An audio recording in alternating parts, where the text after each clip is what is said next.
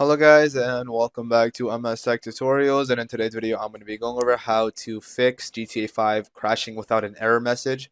So you're playing about 5 to 10 minutes and the game just automatically crashes, and let's get straight into the video. So the first thing that you guys can do is, if you have Steam installed or if you have GTA 5 downloaded through Steam, you can make your way over to Steam on the desktop browser, right click on it, hit run as an administrator. Once Steam is open, you can make your way over to library, look for GTA 5. Once you find it, right click on it, hit properties, and then go over to installed files. From installed files, you can make your way over to verify this game's files are installed correctly and hit verify integrity of game files. And what this basically does is that if you have any like missing or corrupt files, this will basically fix that issue.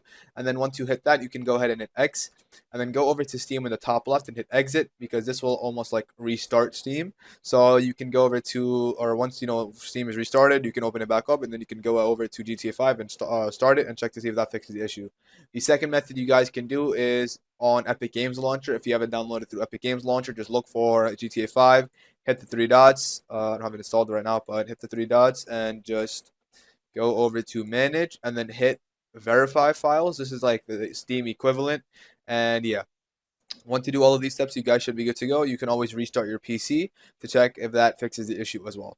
And if you're having a problem with online, specifically GTA 5 online, then you can go over to your network router or your Wi-Fi router, just go over it, restart it, and you can restart it by just unplugging the power cord for about 30 seconds, plugging it back in, and then you can check to see if that fixes the issue. And once all of these steps are complete, you guys should be good to go, and that is it. So thank you guys for watching. Make sure to give the video a thumbs up, subscribe to the channel, and have a great day.